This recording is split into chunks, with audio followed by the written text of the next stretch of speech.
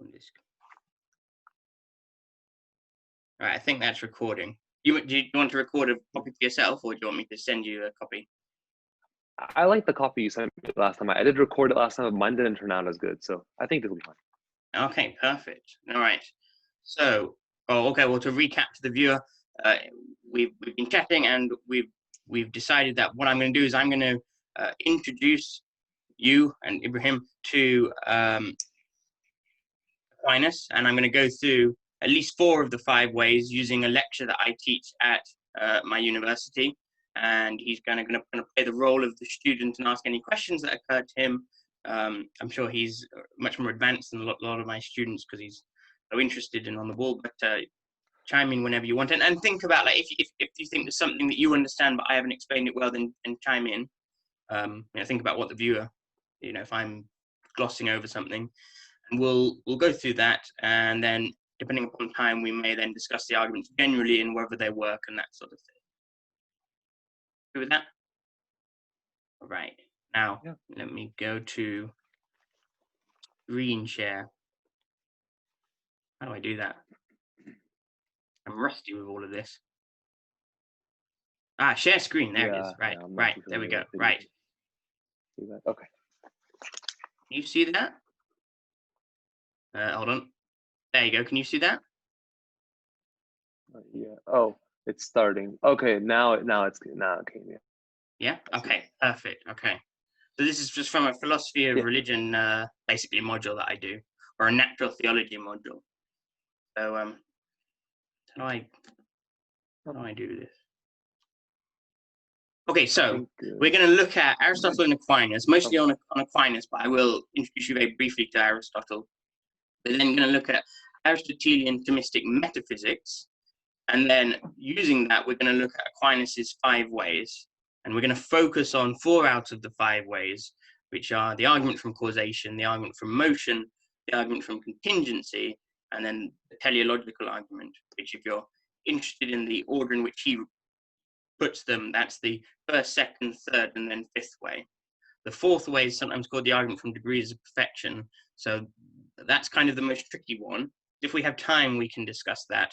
If not, we can do another video on it at another time. That's the really weird one, which you might have heard of, that like very few people understand. I've spent about like 4 years looking at that argument, and I think I've now got it, but that's a really tricky one. But the other 4 are much more straightforward. You can get those relatively quickly. So, first of all, a bit of background on Aristotle. And I know you've done a video on Aristotle, haven't you? Yeah. So include a link in the description. Do check that out. So 384 BC to 322 BC, he lived in and around Greece and Macedonia, and he taught Alexander the Great. And he was so influential that he was simply called the Philosopher by scholastic thinkers, and I'll explain Scholasticism in a bit, and then the first teacher by medieval Muslim scholars.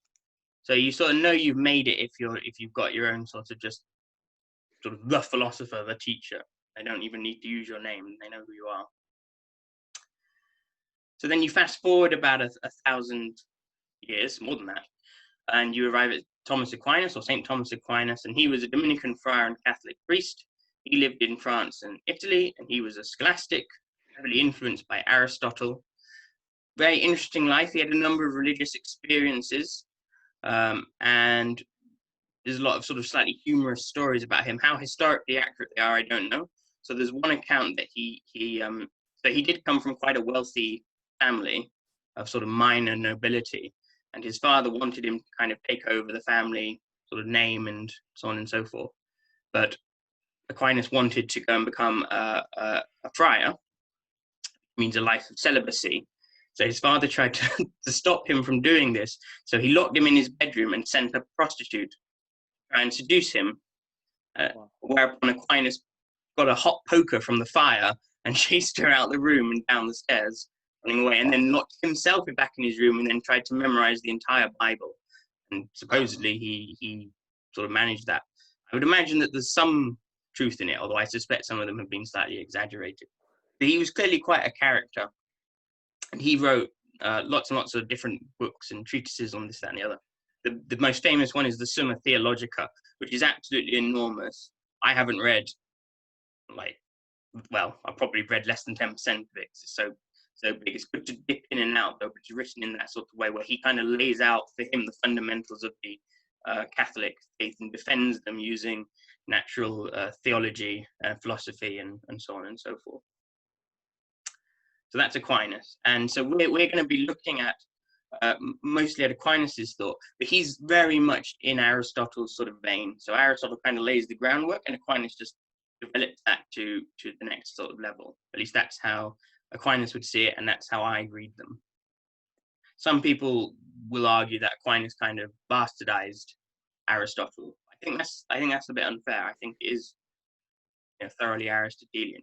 But then if you're interested in Scholasticism, it was a period and method of critical thought in Europe which ran from about 1100 AD to 1700 AD, and it took place in early universities, and it involves rigorous critical thought, dialectical reasoning, and the advancement of human knowledge. And it often involved reconciling Christian thought, the scholastic Christian, with Aristotelian Platonic philosophy, although other topics were discussed and explored. So it was about combining the wisdom of the ancient Greek world with their Christian heritage. Sometimes people talk about Islamic scholasticism. So Islam had a comparable movement that actually probably started a little bit earlier. Whether you want to call it scholasticism, since that term originates in the West, is another matter. But in the Muslim world, they were doing the same thing. And there was actually a lot of cross-religious dialogue at that time. So we often think of the medieval period as being just endless crusades and Muslims and Christians fighting each other, and the Jews often getting bounced between the two, getting persecuted. And there's some truth in that. But actually, there were also periods of relative peace. And during those times, a lot of quite fruitful dialogue would happen. So you have Aquinas engaging with Muslim and Jewish thinkers, and in many places agreeing with them, and then in other places, in his eyes, correcting them, and vice versa. So I think that's a more positive view of the medieval period than many of us are taught. And again, I'm slightly sort of rambling, but what you have when the sort of Roman world collapses and Christianity is on the rise, and then Islam is sort of just being born, you end up with Plato getting adopted by the Christians, and Aristotle being adopted by the Muslim world, and for a period, you know, never between shall meet. And then as they begin to interact, sometimes violently, but sometimes peacefully, Aristotle is rediscovered in the Christian world. And then that gives rise to scholasticism. So in many ways, Christians owe a sort of debt of gratitude to Islam via a small group of Christians in the Middle East who held on to Aristotle, and then the Muslims came, and then they put the Aristotle, and Aristotle went back to the rest of the Christian world. But it's all sort of interesting. It's not as straightforward as you might think, and lots of interfaith dialogue. So anyway, that's a bit of background information. So in this sort of lecture, we're interested in metaphysics, which is a branch of philosophy concerned with existence, being, and the fundamental nature of the world/reality. So Aristotle labeled it first philosophy and said that it's the subject that deals with first causes and principles of things. But many philosophers will dispute these definitions and even whether metaphysics can be defined at all. I think the best way to understand what metaphysics is about is to look at the sorts of questions it answers. Oh, but the term metaphysics, meta means above or beyond physics, above or beyond science. So it's those questions that are sort of presupposed or necessary to conceptually have in place in order to even do science and do everything else. So they're questions like, what's the nature of causation? You know, science involves physical causation. How does this atom interact with this atom? What causes lightning? Of course, that presupposes there is such a thing as causation. Other questions would be, what's the relationship between an object and its properties, e.g. between a red book and its redness? So we might think that the book exists in one way, and that its redness exists in a sort of secondary way, because it depends upon the book for its existence. So it looks like things can exist, but they can exist in more than one different way. Some things exist as properties, some things perhaps exist as things in themselves. The moment you open that can of worms, it gets messy. But one of the things we're going to be looking at is one answer to that question. So another one is, how can objects exist and maintain their identity over time? So you know, you and I were born some time ago, me longer ago than you, and we believe we're the same person now that we were then, but we've undergone a hell of a lot of changes. We're much bigger. We're intellectually much different beliefs. I mean, we can't remember being babies. Yet we think we're the same person, so we've maintained our identity over time, despite undergoing some pretty radical changes. So how is that possible? Why shouldn't we conclude, for example, that we're just completely new people? Some people embrace that. Some people want to say, well, no, there must be something that links us from them in an interesting way. And then questions like, do we have free will, which I know you've done a video on, so you could also include a link to that. So those sorts of really sort of abstract, high-level questions. Mm-hmm. But we'll just dive in and look at what Aristotle and then Aquinas say. So I'm going to throw around a lot of fancy terms, but don't get intimidated by them. They're not as difficult as they seem. So Aristotelian Thomistic metaphysics, the metaphysics of Aristotle and Thomas Aquinas. The key concepts are act and potency. I'm going to break them down. Act and potency, and then the four causes, which are the formal cause, the material cause, the efficient cause, and the final cause. And then I'll briefly touch on universals, but we don't need to go into too much detail. Don't worry, I'm going to explain in more detail. So everyday objects are combinations of act and potency. They actually have certain properties and are in certain states. Oh, there's a typo there. Anyway.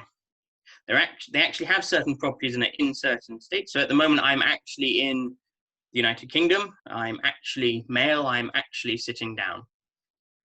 But potentially, I could have different properties and be in different states. So potentially, I could stand up. Potentially, I could be in the United States, whatever. And this applies to all objects. So you could take a this mobile phone. It's actually in a leather case, but potentially it could be in a plastic case or what have you. So everyday objects are combinations of act and potency. So the way a thing actually is and the way a thing potentially could be. And so change is thus the actualization of a potency. And Aristotle came up with this distinction in response to certain debates that were going on in ancient Greek metaphysics about whether change was possible.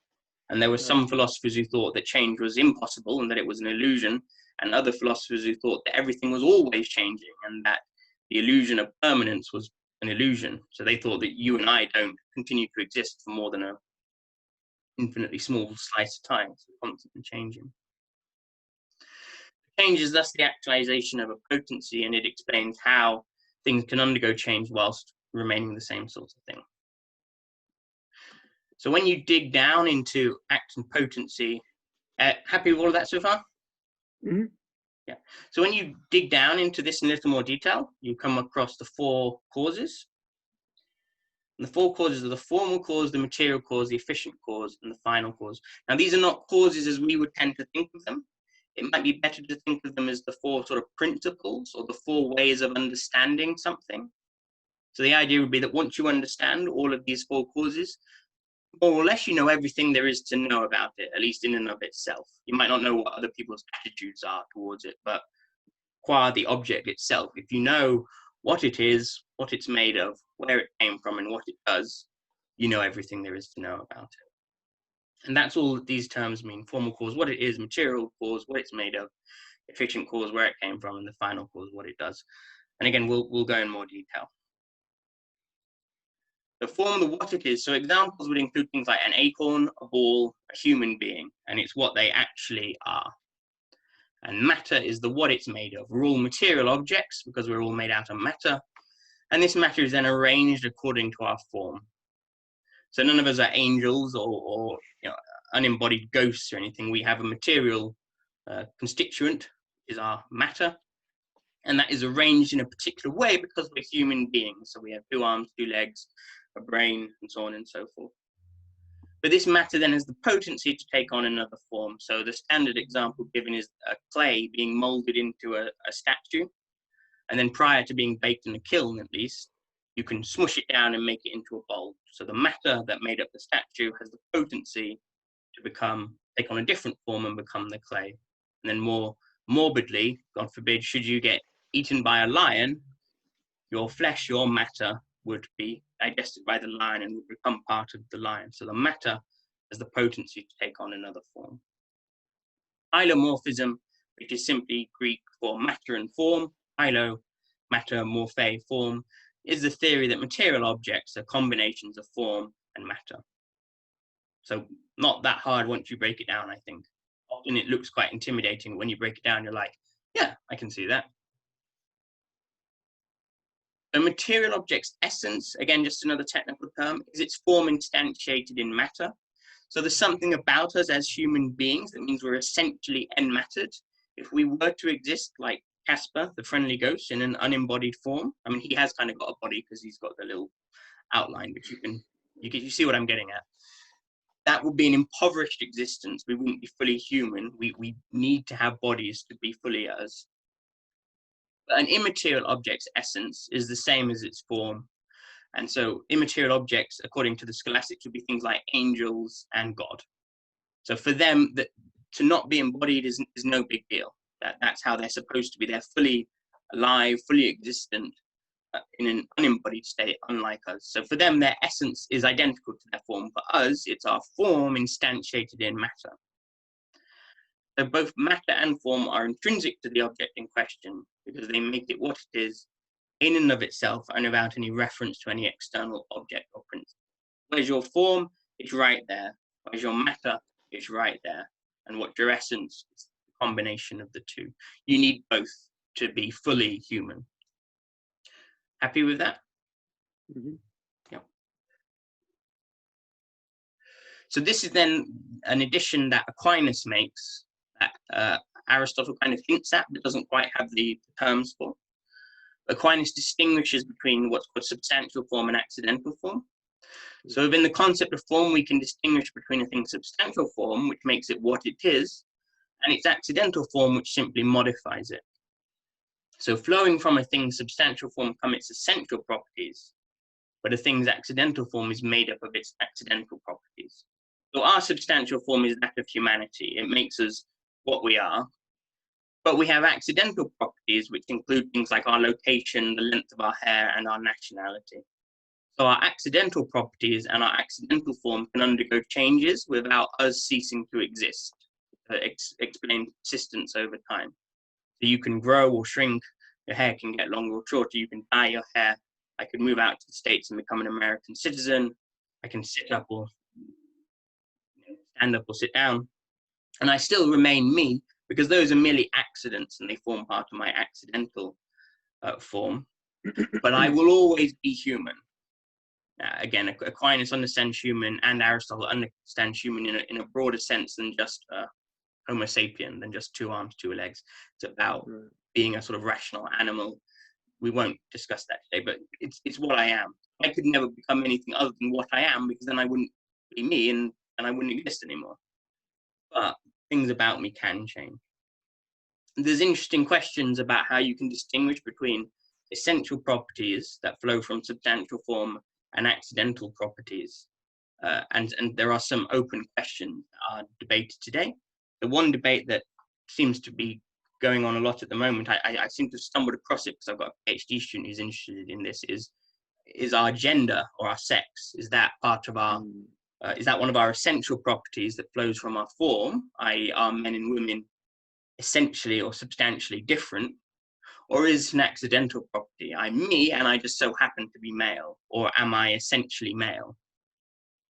And if you want to know what Aquinas' answer is, he thinks that per se it's an accidental property, but he thinks it's what's called an inseparable accidental property, which means you can never stop being male whilst continuing to exist, because given current biology and maybe with the exception of God getting involved in given current biology, you can't sort of click your fingers and change your genetic profile and that sort of thing.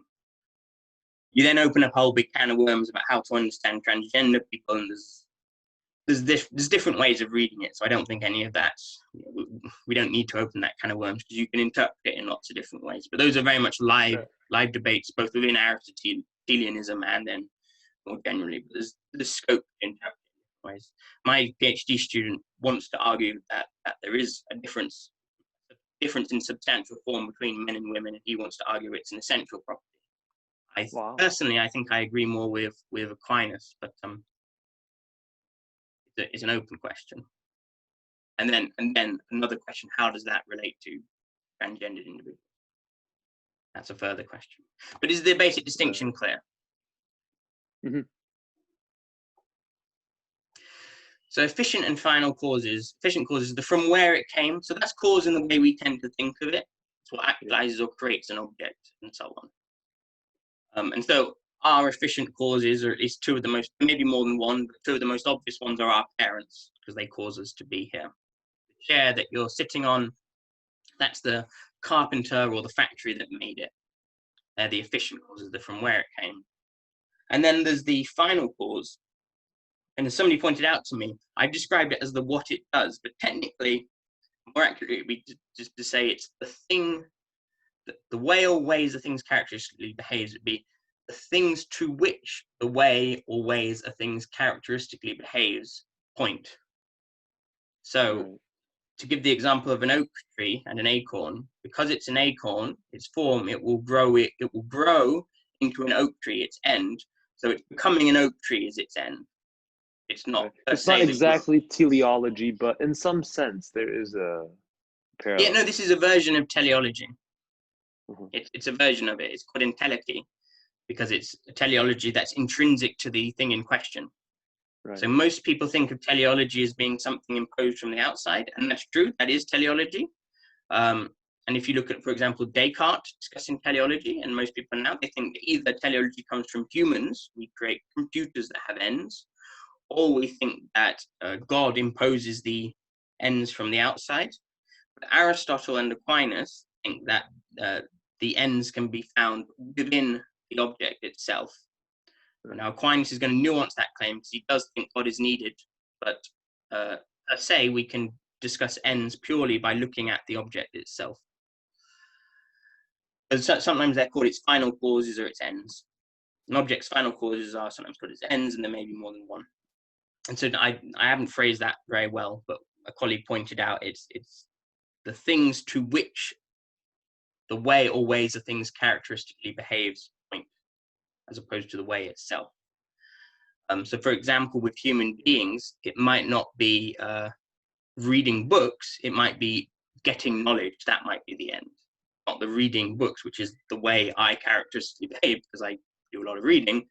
No, it would be what does that point to, which is arriving at knowledge or something like that. Mm-hmm. Again, you can debate whether that is a genuine instance, but you get the idea. So an object's ends are defined by its form. What it is determines what it does. So for example, because it's an acorn, it will grow into an oak tree. Then technically with that example, an acorn is an oak tree. It's a baby oak tree. And an oak tree is an acorn. It's a mature acorn. Or because it's a ball, its form, it will roll downhill. So you can then discuss, well, what are our ends? And from that, you get natural law theory, as it's understood in the Catholic Church and to some extent the Anglican Church. And you do get bits of it in Islam and Judaism. It's not quite so common. But natural law theory is interesting. Well, as humans, what are our ends and how do we fulfill them?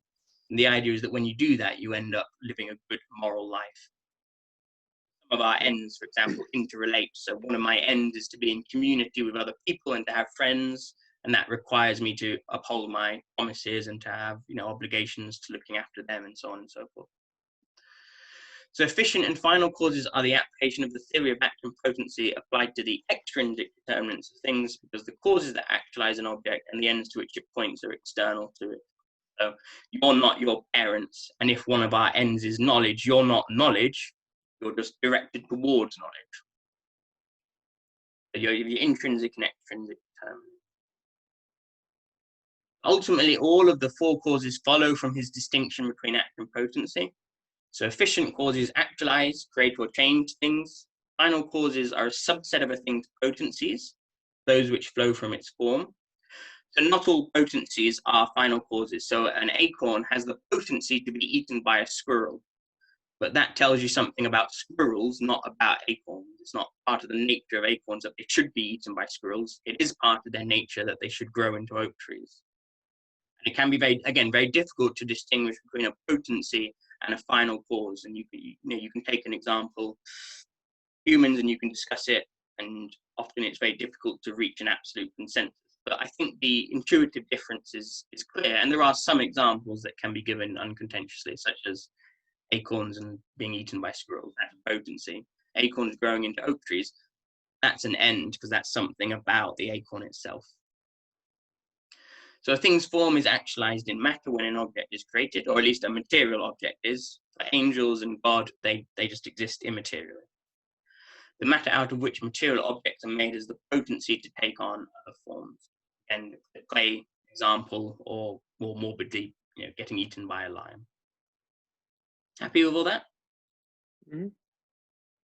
So then, if you ever studied any Plato, there is no Platonic realm of forms. There are no Platonic realms, Platonic forms out there. Your form is there, it's in you. My form is here, it's in me. But what we can do is we can consider our forms in abstract, and we can observe that you and I have a very similar, and this is again another debate thing, do humans have identical forms or similar forms? But we can observe that we share certain aspects of our form, at least, in common, universally. So the universal of humanity is what all human beings have in common. So universals are shared essences considered in abstract. But as universals, they exist as abstractions in our minds. They don't exist in a Platonic heaven. To the viewer who's watching this, if you haven't studied Plato, ignore that bit. That won't mean much to you. If you have studied Plato and you know what I'm talking about, I've actually got some lectures on Plato on YouTube, so if you want, have a look at those, and then you'll see what I'm talking about. It's not Platonic realism about forms, it's Aristotelian realism, so we have universals. Does that make sense to you? Mm-hmm. So then summarize, material objects are actually certain ways, but potentially in others. There's something in particular form. So again, if you ever heard Sartre, I think it's Sartre, existence precedes essence. For an Aristotelian and a Thomist, I think that's Sartre, one of the French existentialists. The Thomist would have no truck with that. For him, essence precedes existence. You exist as something in particular. According to some of the existentialists, you exist as nothing in particular, and then you define your own essence. So that would be incoherent for the Aristotelian Thomist. So we can consider what things are in abstract, universals. They're made up of matter, material causes. They're created and changed by other objects, efficient causation. Another typo there. Anyway, but they're created and changed by other objects, efficient causation, and they characteristically behave in a certain way. And the things to which those characteristic behaviors point are their ends. Okay, are you happy with all of that? Mm-hmm. So Aquinas uses this sort of schema to create 5, what he calls proofs for the existence of God. And they are the argument from motion, the first way; the second way, the argument from causation; third, the argument from contingency; fourth, the argument from degrees of perfection; and then fifth, the teleological argument. Yeah.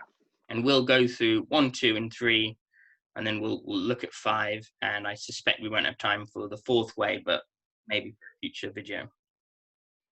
But the fourth way is the weirdest one. Yeah, we might not have time for that. Okay. So the first 3 of Aquinas' 5 ways are all cosmological arguments, and they're Aristotelian cosmological arguments. The third is also a contingency argument. Then the 5th way is a teleological argument. Again, it's worth noting that they're cosmological arguments, but they shouldn't be conflated with the Kalam cosmological argument. They're very different.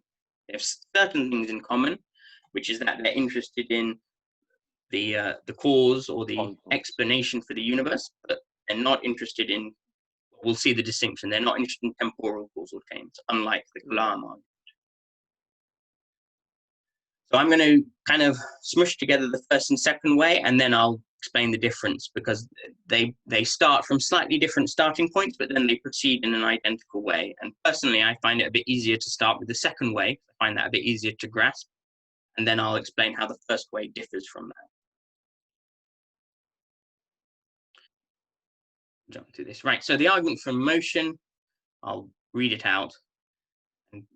Very wordy, but bear with it, and then I'll break it down. So the first and more manifest way is the argument from motion. It is certain and evident to our senses that in the world some things are in motion. Now whatever is in motion is put in motion by another, nothing can be in motion except is in potentiality to that towards which it is in motion, whereas a thing moves in as much as it is in act. Moreover, maybe that I can't read it. For motion? For motion is nothing else than the reduction of something from potentiality to actuality, but nothing can be reduced from potentiality to actuality except by something in a state of actuality. Thus, that which is actually hot, as fire makes wood hot, which is potentially hot, to be actually hot, and thereby moves and changes it. Now, it is not possible that the same thing should be at once in actuality and potentiality in the same respect. And only in different respects, what is actually hot cannot simultaneously be potentially hot. But it is simultaneously potentially cold. It is therefore impossible that in the same respect and in the same way a thing should be both mover and moved, i.e. that it should move itself. Therefore, whatever is in motion must be put in motion by another. That by which it is put in motion be itself put in motion, and this also must needs be put in motion by another, and that by another again. But this cannot go on to infinity, because then there would be no first mover, and consequently no other mover, seeing that subsequent movers move only inasmuch as they are put in motion by the first mover, as the staff moves only because it is put in motion by the hand.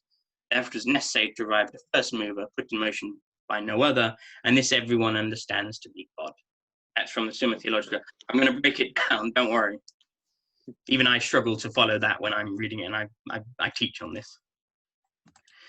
Second way is from the nature of the efficient cause.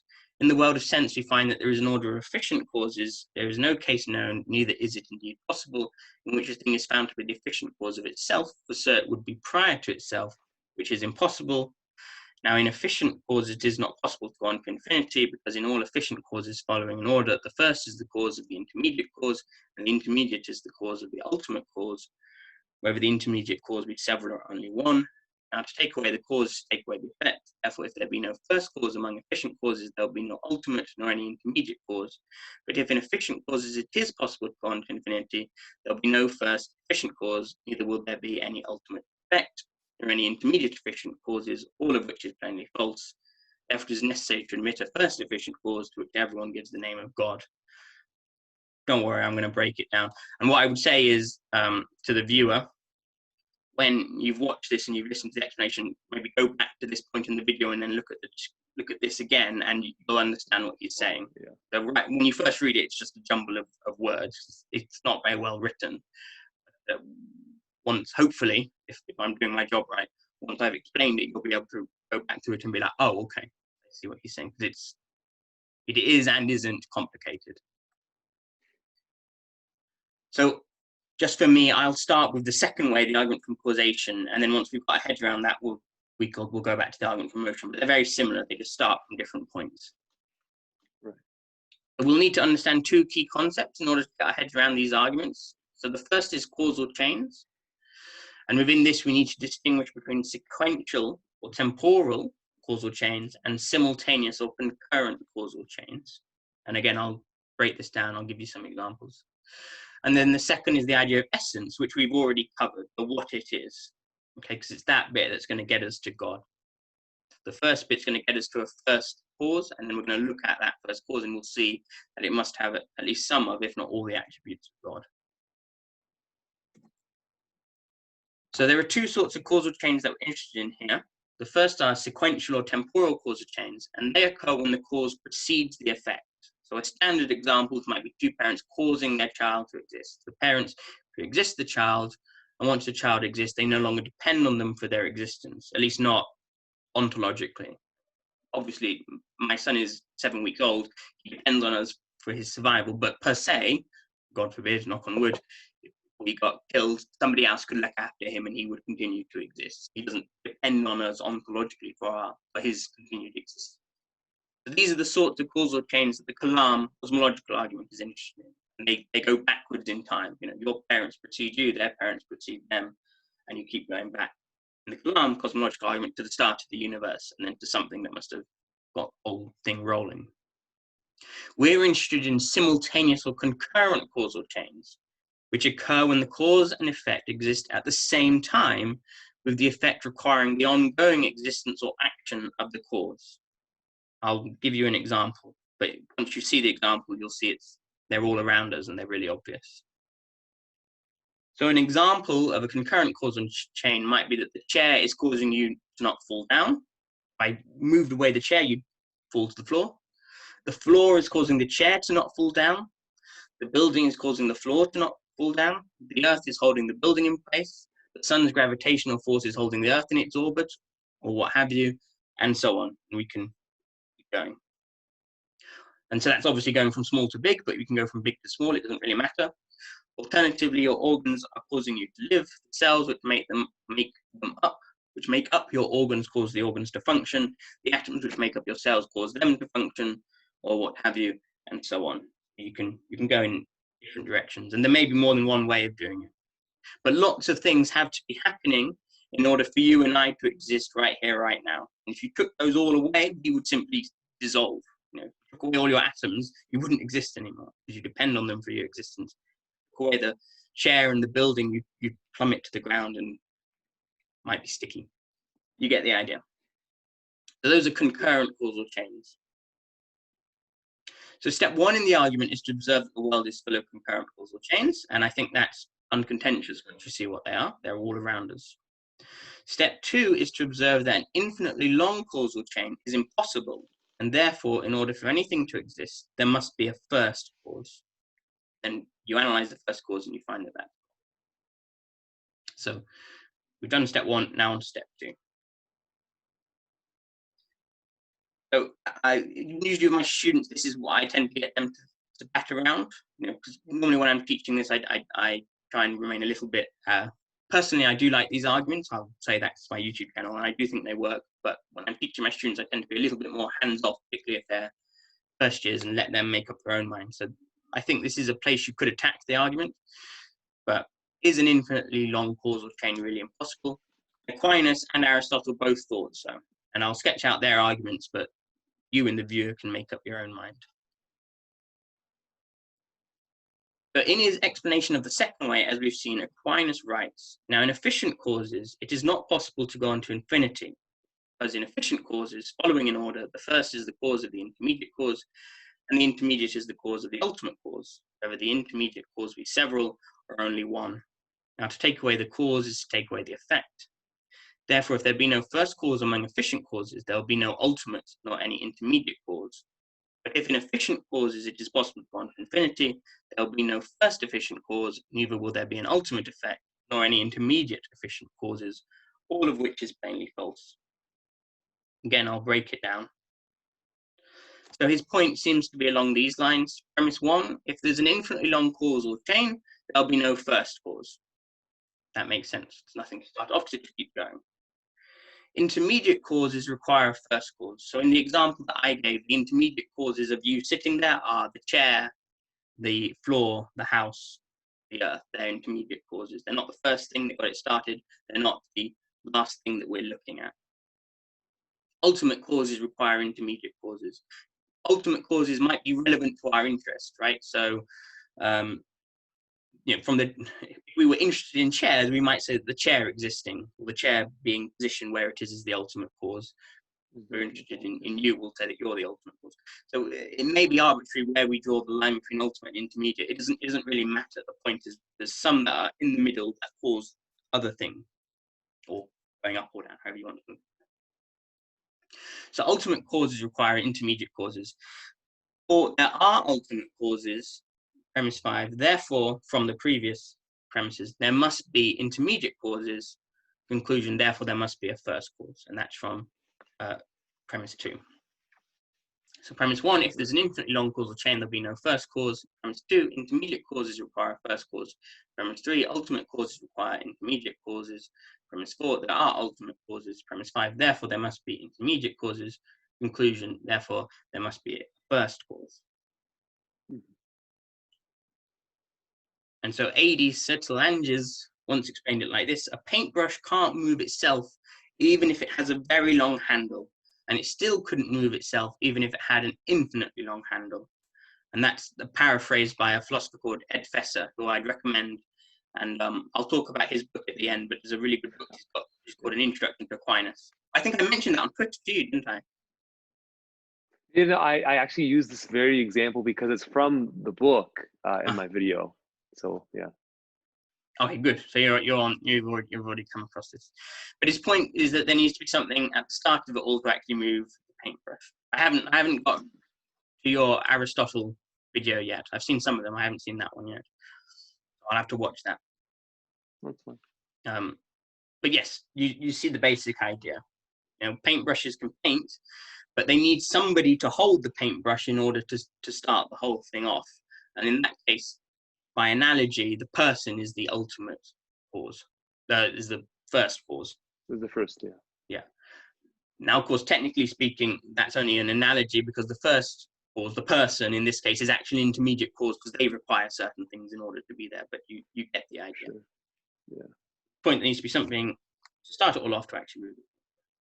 And I take it then that you personally are quite convinced by that as an argument. Yeah, I mean, I think Pfizer calls these the hierarchical series. Yeah, I am convinced that logically they couldn't be infinite. Or at least they need some primary member, right? Yeah. Even if they're infinite, perhaps in number somehow, they need a primary member to start it all off. Yeah. Yeah. That might be getting more like the third way, but we'll come on to that. So yeah, you're not majorly in disagreement. You just might prefer the third way to the first two. Okay. So as a result, Aquinas thinks we've arrived at the first cause. So what must the first cause be like? Well, it's going to have to be an uncaused cause, and it's going to have to be able to cause and sustain the whole universe. If it's going to be uncaused, it's going to have to exist by its very nature, by its essence. Otherwise, its existence would be wholly inexplicable. As a result, its nature or essence must just be to be, because it can't be a contingent entity. It has to be something that exists by its very nature, because otherwise it would have to have a cause itself. So God is a necessary being. Or to use the language of act and potency, its nature must just be pure actuality. And this is precisely how Aquinas describes God, as pure act, act as spirit. And if something's nature or essence is to be actual, then presumably it will be actual, i.e. it will exist. It exists by its very nature, it will exist. Indeed, it will exist necessarily. Therefore, God exists. I'm not going to go into like every single detail, but if you want to know how Aquinas sort of gets God's other attributes, it comes from this idea that God is pure act. So ultimately, what he argues, I think quite rightly, is that things like powers, such as the power to do X, Y, and Z, the power to lift up a box, the power to create fire, the power to reproduce, these are all forms of actuality. They're things, they're powers that we potentially actually have. And so if God is pure act, then of course he must have all power, because powers are actuality. Now that's going to have to be understood differently to our powers, because they're sort of contingent. But if power is an act and God is pure act, then God must also be, in some sense, pure power. Likewise with knowledge, if you actually know something, you don't know something, it's in potency, you could know it, but you don't know it, somebody teaches it to you, it's now actual in your mind, actual in your brain. God is pure actuality, so he must already have that. He must already have all knowledge. Again, differently to ours, but he must be all-knowing, all-powerful, and likewise, in terms of goodness, goodness is the fulfillment of ends, which is an actuality. It's when you achieve your goals, they have been actualized. God is pure act. So therefore, in some analogous sense, God is pure goodness. So he's pure goodness, pure power, pure knowledge, pure act, pure existence. So that's how you get God's other attributes. I've gone through that very quickly, and I think that could be a video in itself, but I'm going to sketch it out. But I'll talk about Professor's book at the end, which the viewer can read for a more detailed explanation. Right, here, if it's okay, I do have a question. Yeah. Okay, but it's probably not exactly related, but I mean, I think it's interesting. Do you think, in your opinion, because I know some philosophers argue this, but some disagree, that the idea of a being of pure actuality lends itself to a thesis of divine simplicity? Do you agree? Yeah. So I'm a classical theist, and I believe that God is basically simple, all of God. So divine simplicity is the idea that God doesn't have any parts or any separable characteristics. Every bit of him is identical with every bit of him. And there's a sense in which he's completely simple. There's just one bit, that's God. And they're all just being looked at from different guises. Because you and I have Right. different parts. I have 2 hands, 2 legs, brain, a mind, actually a soul, different parts, and you can separate them out both conceptually and more gruesomely physically if you dismembered me. God isn't like that. Everything in God is identical to itself. So yeah, this is absolutely divine simplicity. And again, Aquinas here borrows from the Jewish philosopher Maimonides, who was writing in the Muslim world. So Maimonides is one of the first thinkers to sort of really come up with the idea of divine simplicity. He doesn't use that term, but that's what he's getting at. Yeah. So the gist of the argument, if the viewer's been struggling, the gist is really quite simple. Everyday objects we're familiar with don't exist out of their own necessity or nature. There's no reason why I have to exist. I didn't exist in the past, and there'll come a day when I don't, unless there's an afterlife. Yeah, that I'm sitting on exists, but it didn't exist in the past, and one day it won't exist. There's no reason why they had to exist. They do, and they rely on other things to exist. And they rely on other things to exist concurrently, not just in the past tense, also in the present tense. Thus, in order to avoid an infinitely long chain and to explain the existence of the world and things within it, we need to postulate an underlying necessary being who causes and sustains the universe. And that's the argument in a nutshell.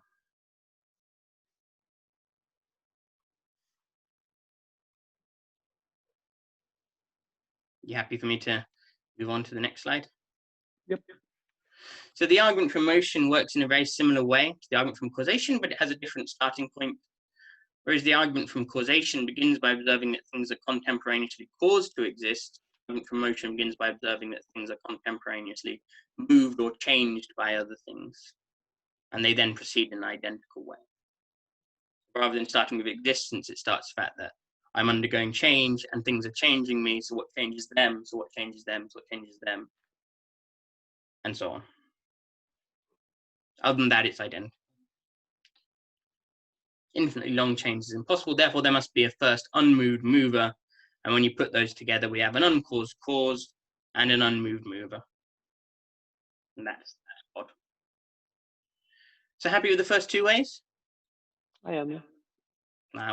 I'll speed up now with the argument from contingency. Right. So the third way, and then we'll look at the 5th way, and then we'll have to wrap up, but work out with the timing. So, the argument from contingency, the third way is taken from possibility and necessity and runs thus. We find in nature things are possible to be and not to be, since they are found to be generated and to corrupt, and consequently they are possible to be and not to be at some. And sorry, there's a lot of be's and not be's and possibilities. Since they are found to be generated and to corrupt, and consequently they are possible to be and not to be. But it is impossible for these always to exist, for that which is impossible not to be at some time is not. Therefore, if everything is possible not to be, and at one time there could have been nothing in existence, now if this were true, even now there would be nothing in existence, because that which does not exist only begins to exist by something already existing. Right. Therefore, if at one time nothing was in existence, it would have been impossible for anything to have begun to exist. Thus, even now, nothing would be in existence, which is absurd. Therefore, not all beings are merely possible, but there must exist something, the existence of which is necessary. But every necessary thing either has its necessity caused by another or not. Now, it's impossible to go on to infinity in necessary things which have their necessity caused by another, or as has already been proved in regard to efficient causes. Therefore, we cannot but postulate the existence of some being having of itself its own necessity and not receiving it from another, rather causing in others their necessity, and this all men speak of as God.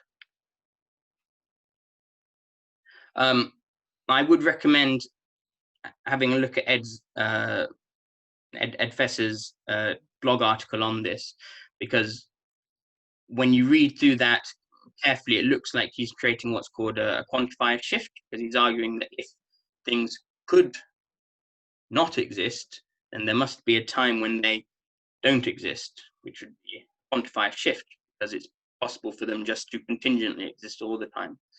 He kind of analyzes that in a lot of depth and argues that actually there's a way of understanding Aquinas where he hasn't made a logical fallacy.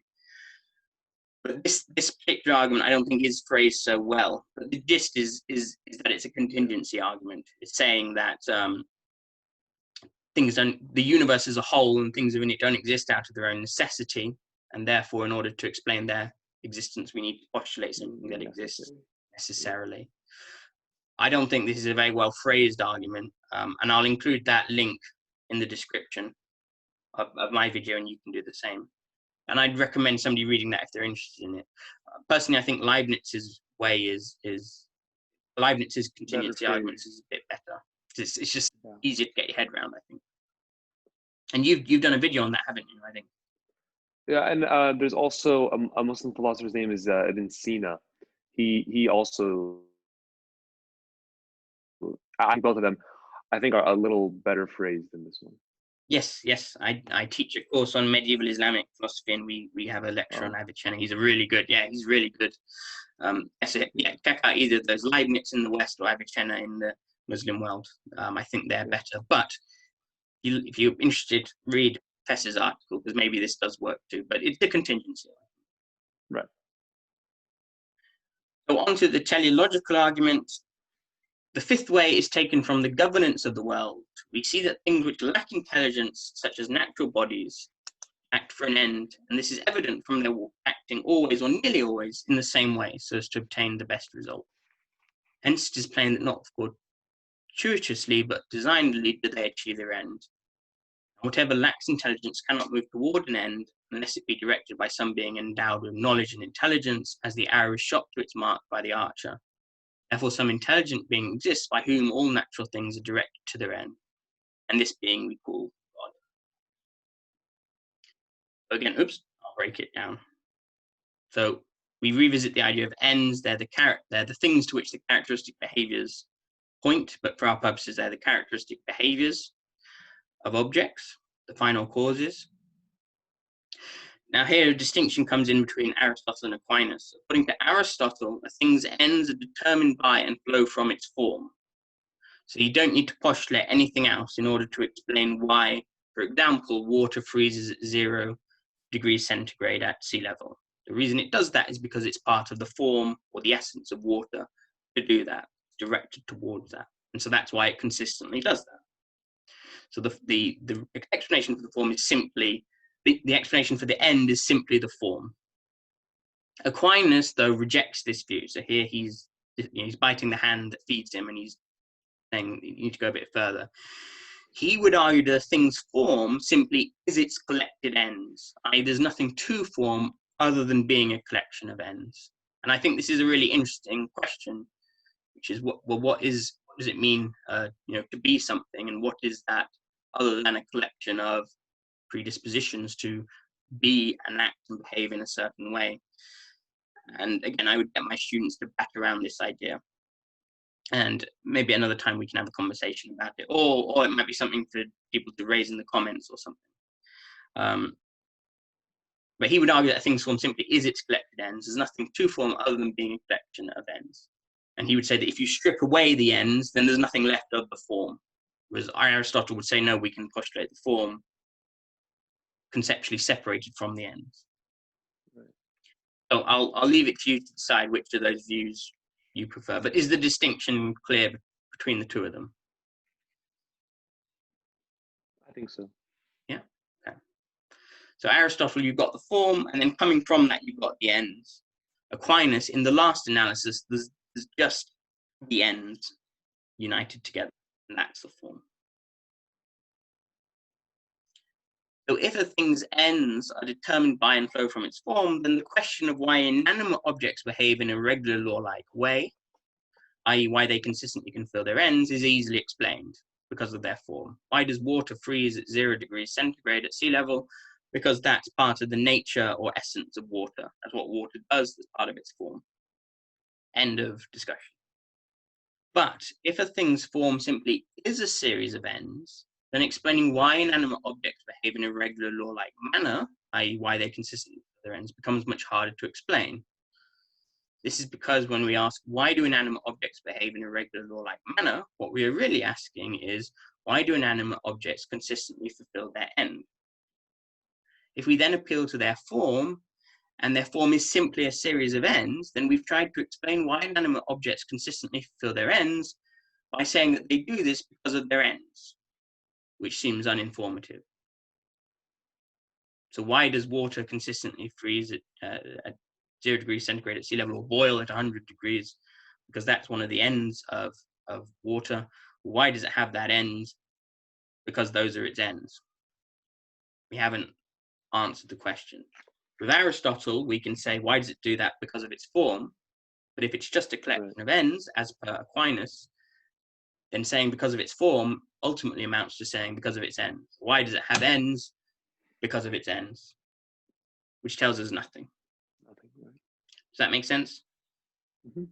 So for Aquinas, but not for Aristotle, we need another explanation. And the best explanation is that of intelligence. And so sentient beings such as you and I direct their behavior towards certain ends using their intellect. So the archer, for example, aims his arrows at his target. And that's an example that Aquinas gives. So intelligence is capable of directing things towards certain ends. Sentient creatures, they direct themselves towards their end. At least broadly conceived. And you direct your atoms towards their end, that might be God, but you direct yourself towards your ends. So intelligence is capable of directing things towards certain ends. The question now becomes, what directs inanimate objects towards their end? We can't appeal to their minds. We can do that for animals. We can do it for people. We can't do it for plants. And we certainly can't do it for inanimate objects like atoms or blocks of ice or water or metal. Mm-hmm. Well, we've just agreed it needs to be an intelligence, because intelligence is capable of that, and that's the only postulate that we've got.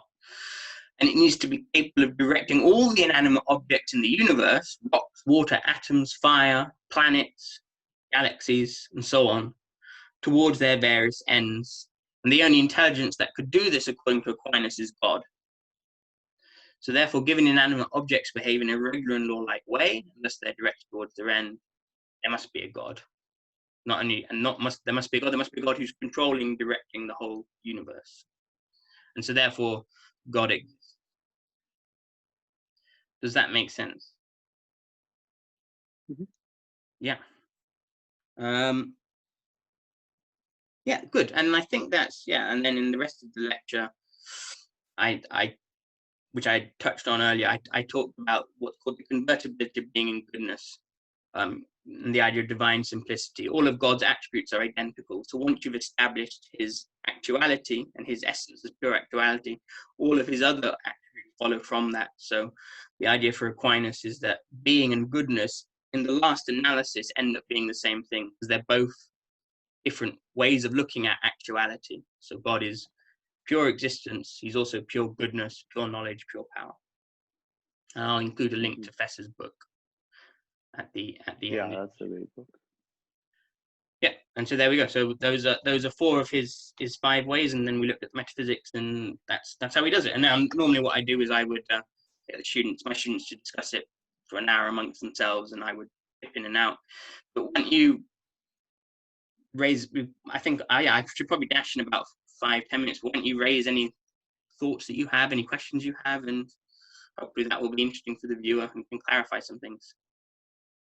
Yeah. Okay. Well, first I want to say thank you for that. I think everyone will enjoy that lecture you just gave. It was really good. I don't know how much time we have, but I guess a few things that I was kind of thinking about. This one, the first one, I think this might strike you as interesting. Notice though, obviously, at least in my opinion, that ultimately all of these arguments rest upon accepting the Thomistic metaphysics in the first place, or the Aristotelian metaphysics in the first place. But obviously lots of philosophers propose different types of metaphysics, right? Or different answers to those questions. So I guess one of which I find very interesting, and I haven't read about it in a while, but I think it's very interesting. There's this philosopher who actually is not very much talked about, but I think he should be. His name is Mullah Sadra. He's a Muslim philosopher. He has a very interesting type of metaphysics that I haven't seen at philosophers' metaphysics, which is this thing he calls the primacy of existence. So usually philosophers adhere to something known as the primacy of essence, that primarily it is essence which exists, or perhaps exists is the wrong word, but in the primacy of reality is essence, and then existence is something which is kind of imparted upon the thing. And this is actually kind of the Thomistic proof that Edward Pfizer discusses. He says ultimately, if an essence and an existence are just two separate things, then ultimately everything which exists in the world around us has existence else. And so ultimately there has to be something which is where its existence and its essence are really just the same thing. And that's what we call God. But I guess I want to ask you, how does a metaphysics like Mullah Sadra's, which says that actually essence doesn't really exist, there is just pure existence and then just different degrees of existence. And essence is this kind of thing which we artificially place between different degrees of existence as different things. Yeah. So I'm not hugely. I think I have heard of this guy. Maybe you suggested him to me, or maybe somebody else suggested him to me. So I shall have to add him to my reading list. So the short answer is I don't know. But off the top of my head, and having seen Muslim philosophers with similar views, I think some of the Sufis engage with this sort of idea. I think it's some of them. But definitely there have been Muslim philosophers who've thought about this sort of thing. What they would see is that God is sort of unrestricted or pure existence, and we're various restricted aspects of essence. But I think, and so then I think you would then have to not abandon these arguments, but you'd have to radically reformulate them. And instead of talking about things whose essence is distinct from their existence, you would simply talk about things who have restricted existence require something with unrestricted existence in order for them to exist. And then you could at least float the first three arguments in a similar sort of way. You'd say things of restricted existence require causation. They require something to maintain and cause their existence. That may be something that is itself restricted existence, in which case it requires something to cause and maintain its existence. But again, this can't go on for infinity, and so you must arrive at pure unrestricted existence, and this all people call God. So I think you would have to read dig the arguments, but I don't see why. I don't think you'd have to throw them out. You would have to radically rewrite them. Right. Okay. Now, see, at least my understanding of it is, and I'm not huge on the metaphysics of Mu'tazila and similar philosophers, but at least from my understanding, it's that essentially the reason that they look at it in a different way is because usually of the, I think it's called the problem of Chia, that like, for example, a shark, it starts out as an embryo, or even we people, we start out, or it starts out as an egg, or we start out as an embryo, which seems to be radically different, not even close in any way to what we are today. But ultimately, we would all call this the same thing, right? That like perhaps a shark starts as an egg, or whatever it is, whatever, and then it changes throughout its life, so to speak, but we ultimately refer to it as the same thing. So the problem seems to be that if the primacy of essence is in fact true, it seems somehow this thing has its essence being changed, but ultimately we still call it the same thing. Whereas someone like Mullah Sadra would say something like, well, actually, essence, you only have pure existence, and then essence are these kind of artificial place upon the world, but it doesn't actually exist. So then the problem of change doesn't exist. Yeah, so what I would say with the shark example is there you need to distinguish between its substantial form and its essential properties, and its accidental form and its accidental properties. So its substantial form remains the same throughout its entire existence, from the moment of, well, I'll say conception. That's how most, certainly most Thomists tend to interpret it. You could debate that, but from the moment it begins to exist, it has one substantial form, and that substantial form persists until it gets killed or whatever, until it dies. And so it's only the accidents that are changing. So for the shark, the accidents would be the size, the shape, the location. So those things are constantly undergoing change, but there's a substantial form and potentially at least some essential properties that remain forever unchanged. Yeah, now see, I could understand I could understand like changes in accidental forms in terms, because at least the way I tend to think of it, at least intuitively, are these kinds of minor changes, right? Perhaps I bald, or perhaps I shave, or perhaps, you know, my skin tone changes because I spent too much time outside. But it seems, at least intuitively at first, that to call a full-grown shark in essence the same thing as an embryo or an egg or what have you, the same thing in essence, it seems at least intuitively kind of implausible. So perhaps what we think of essence, or I guess the question then becomes, what is the essence of such animals, I guess. Yeah, and that's going to be where you drill down into the debate. So again, the accidental properties that I've listed here, you know, location, length of our hair, nationality, those I deliberately picked those because they're very minor changes to make the point clear. Right. But potentially you might expand your list of accidental properties to be really quite pronounced. Mm-hmm. So, you know, I think you could, you know, and I think kind of makes sense, right? So we've got 2 arms and 2 legs. That's a pretty important part of being an able-bodied human being. But again, you know, God forbid, you could lose all of your limbs. You could become just a head, you know, in a vat being sustained by a mad scientist. That's a radical shift. But you're still you, admittedly being in a horrendous portrait situation in the realm of science fiction. You're still you. And why? Well, that's because, I mean, that may be hard to articulate, but you're still a rational animal, is what Aquinas and Aristotle thinks. It's that you exist in an embodied state. You're a living organism. So that's never going to change, because when unless there's an afterlife, when you're dead, you're gone. So you're a living organism. You're embodied, and by your very nature, when you're functioning as you should, because you may get brain damage, when you're functioning as you should, you're rational. You're self-aware. And that's what makes you fundamentally what you are. Okay. But for Aquinas and Aristotle, you can undergo some pretty dramatic changes, and your substance would still remain the same. Really, for human beings, the only thing that's going to destroy that substance is getting killed. So that would be how they would interpret the shark case. They would say, they'd dig their heels in, and they'd say, yeah, I know that the embryo looks quite different to the shark. When it's first formed, it may only be a few cells across or whatever. When it's first formed, it's 1 cell. But now from that moment, if that's when the shark began to exist, then it has the same essence. The other thing that you could flip around, which some Thomists do, is you could say, well, the embryo isn't the shark. The shark only began to exist at a certain level of development. So this brings us on to the abortion debate from a Thomistic perspective, which is a whole big can of worms.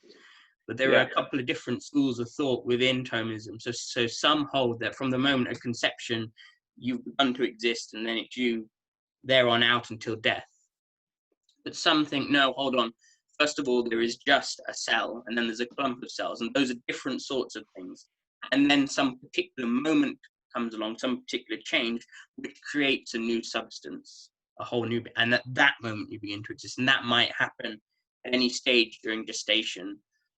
Conceptually, they could say later than that. They tend to say during the first, relatively early on, during the first few months. So sometimes they'll say when the brain reaches a certain level of sophistication such that, at least in principle, it could house rationality, then you have a rational animal, and from that moment on, that's the person, and that person exists. The shark, what you might say is, the shark needs to have a fin, a tail, a head, sharp teeth, and then you wouldn't have to have such a dramatic difference between the shark during its prime and at the beginning of its existence. So you could go down that. If you find it intuitively too weird to say that the shark fully grown is the same sort of thing as the shark as an embryo, then that could be one response whilst holding on to Aristotelianism. Personally, I don't think that's correct.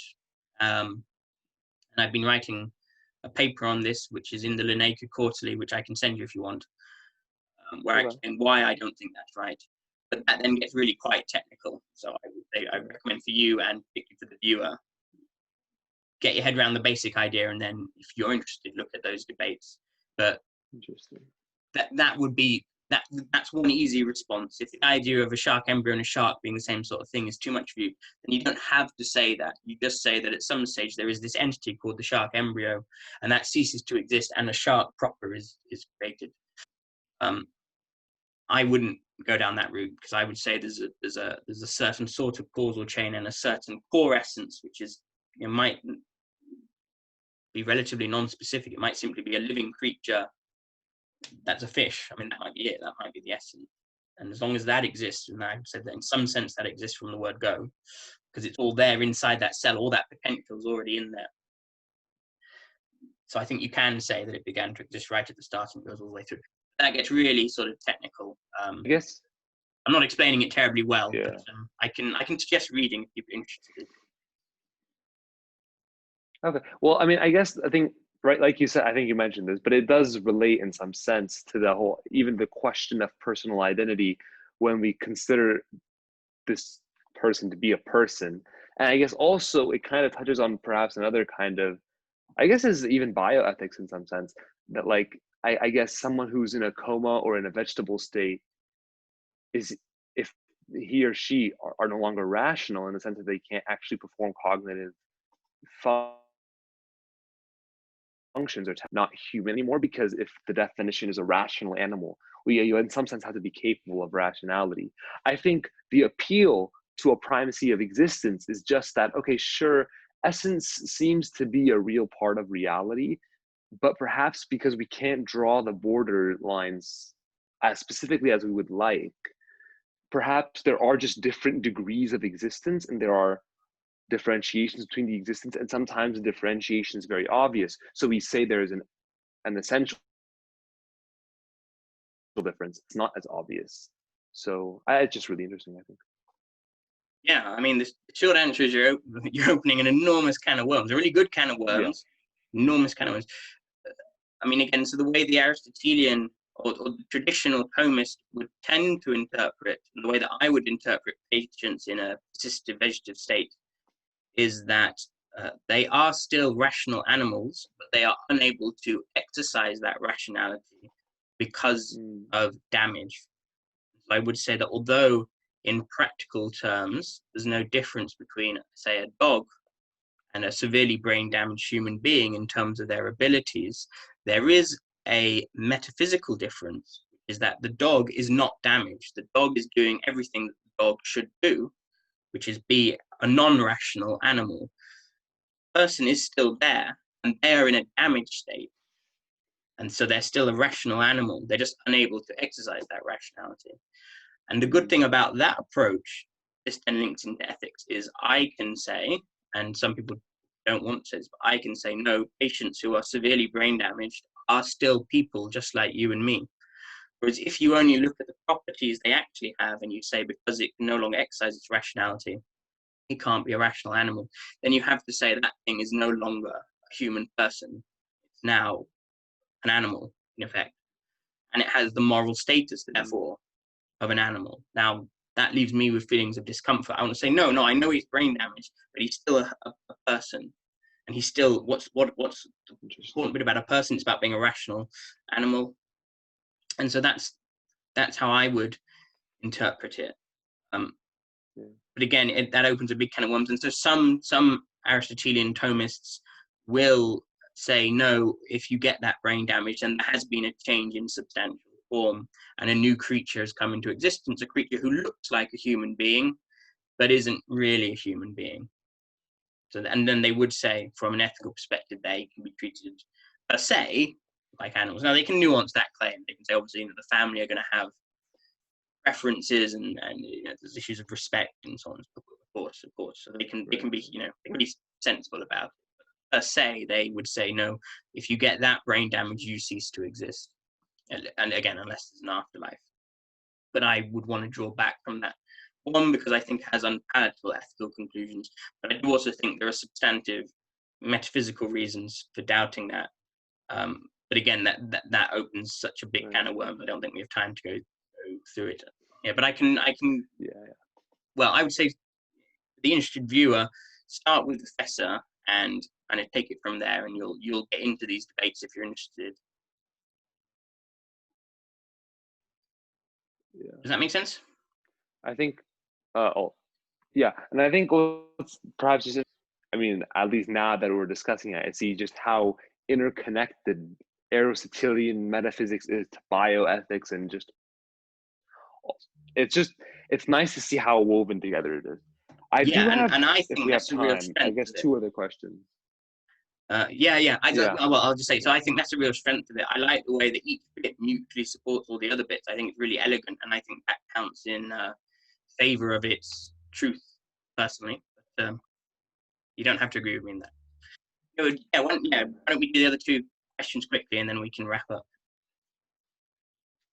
Okay, sure. So I guess one of the questions, this is a minor point, but it just came up because I've read this before. When you talk about the necessity of a being of pure actuality, or an unactualized actualizer, so to speak, why couldn't we say that this unactualized actualizer, it has potentials, but these just potentials are never actualized?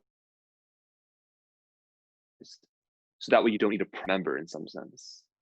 Because I've seen this objection before, and I think Pfizer deals with it, but I was just hoping for your view to say that way you don't need a prior member to that first member. Oh, but it wouldn't have to have all the attributes of God. Right, if it just has this potential that's just never actualized, then in some sense, then it doesn't have those divine attributes. I guess a skeptic would bring up that objection. So I think the reason for that would be that in order for it to exist necessarily, its essence is going to have to be actuality, and actuality and potency are the opposite of each other. So if its essence is pure actuality, it can't have any potency mixed in.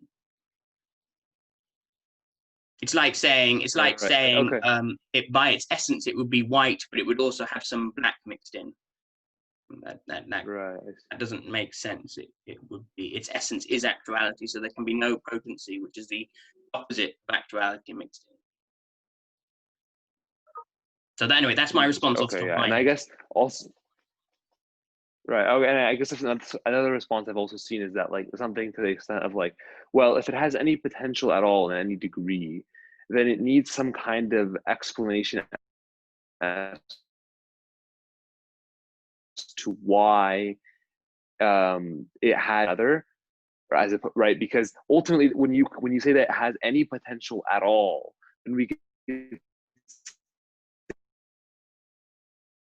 it could have been different. Can you hear me? Can you say that again? You've broken up a little bit. Right, and then it potentializes. Oh, sorry. So it ultimately, that potential is a two-way street. If you concede it has potential, then you need to explain why it is one way as opposed to another. Be one way, it couldn't, like you said, exist necessarily, but also have potential to be different. Yeah. So again, that's one of the advantages of saying that God is pure actuality. If he's pure actuality, he doesn't require any explanation. If you start saying, no, he's got some potency mixed in there, then you have to explain, well, why that potency rather than another? Yeah. I mean, Richard Swinburne, he's not a classical theist, not a Thomist, but he makes a similar sort of argument about the nature of omnipotence. Is that if you've only got so much power, you can ask, well, why that much power? Whereas if you are just omnipotent, then that can sort of be a brute fact, it's all power. Again, I think more nuance would be needed, but yeah, similar sort of idea there. And it tends to be the general stance that when it comes to questions of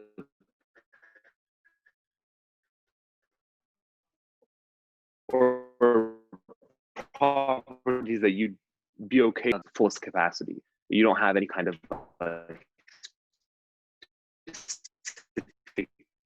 degree. This is one I'm not too familiar with the concept, so I hope you are. It's just I read this in a paper